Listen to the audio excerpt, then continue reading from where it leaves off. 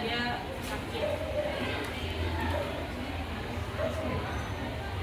Nah, untuk daftar isinya ada kata pengantar, latar belakang, sejarah dan tujuan VOC, hak istimewa VOC, 5 perkembangan VOC di Nusantara, 6 dampak VOC, 7 pembentukan dan pembubaran VOC, dan 8 yang terakhir itu ada kesimpulan.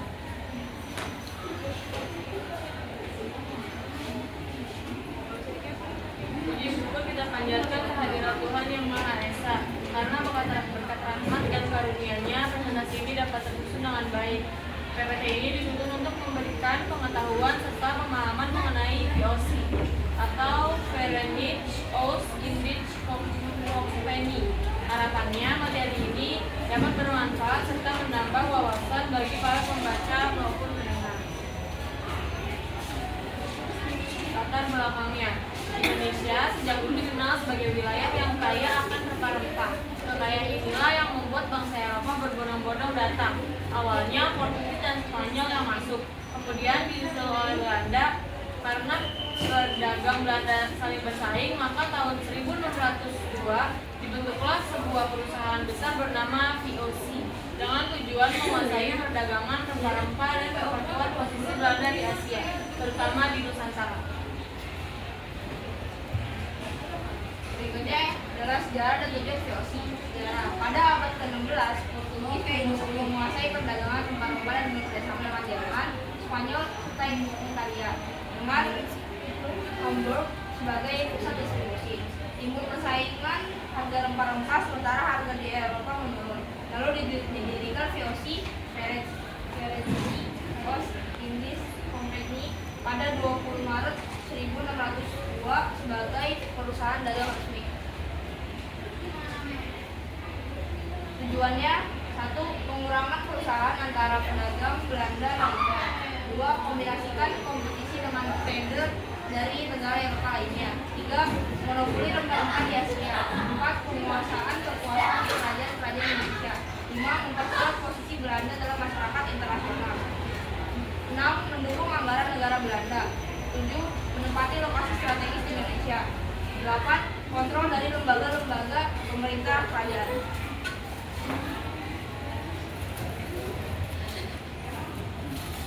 Berikutnya yaitu ada hak istimewa VOC. Yang pertama yaitu melakukan monopoli perdagangan di wilayah antara Tanjung Harapan di Afrika Selatan sampai dengan Selat Namiang Cairns atau ujung selatan benua Amerika termasuk Kepulauan Nusantara. Selanjutnya yaitu membentuk angkatan perang sendiri dan melakukan peperangan, kemudian mengadakan perjanjian dengan raja-raja setempat.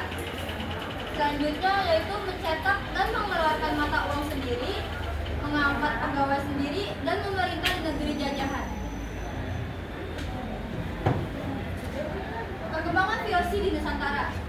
Yang pertama yaitu pembentukan VOC pada tahun 1602. Didirikan di Belanda dengan tujuan menguasai perdagangan rempah diberi hak istimewa oleh pemerintah. Monopoli perdagangan boleh membuat perjanjian, memiliki tentara, dan mencetak uang.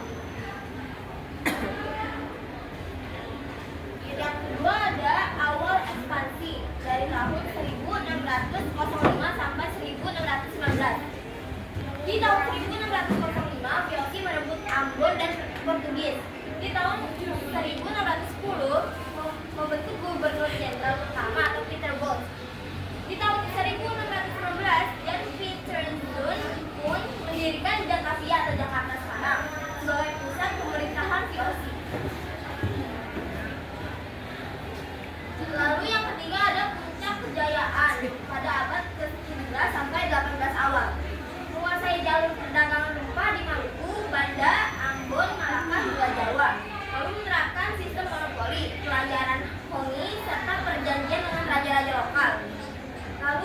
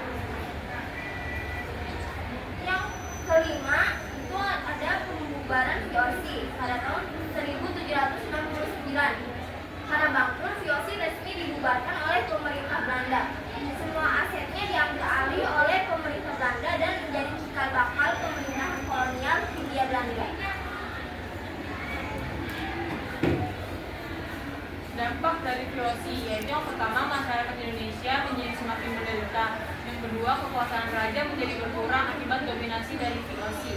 Yang ketiga, wilayah kerajaan menjadi terpecah dan memunculkan penguasa baru. Kemunduran dan pembubaran VOC. Faktor-faktor kemundurannya itu yang pertama, korupsi dan penyelewengan. VOC mengalami korupsi dan penyelewengan yang meluas sehingga mengurangi efisiensi dan efektivitas perusahaan. Yang kedua, perang dan konflik. VOC terlibat dalam beberapa perang dan konflik seperti perang Inggris Belanda yang menghabiskan sumber daya dan mengurangi kemampuan perusahaan.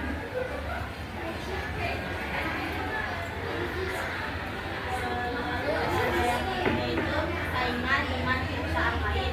VOC menghadapi saingan dari perusahaan lain seperti perusahaan India Inggris dan yang mengurangi paksa bahasa VOC. Lalu keempat, kemunduran ekonomi Belanda.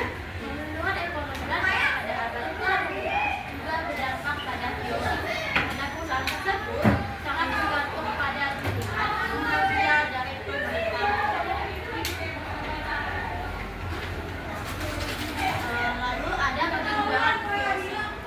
Pada tahun 1699, VOC secara resmi diubahkan oleh pemerintah Belanda.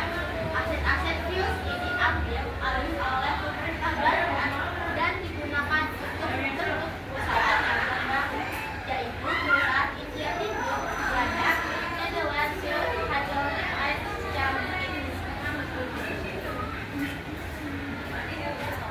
Berikut adalah dokumentasi yang disebarkan. Berikut adalah dokumentasi yang diambil sejak masa penjajahan.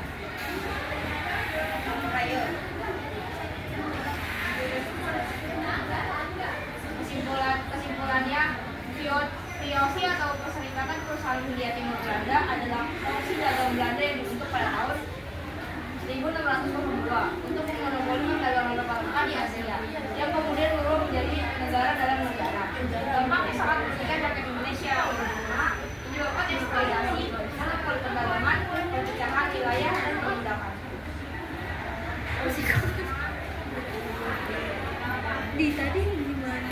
Sekian dari kelompok kami, kurang lebihnya maaf. Assalamualaikum warahmatullahi wabarakatuh.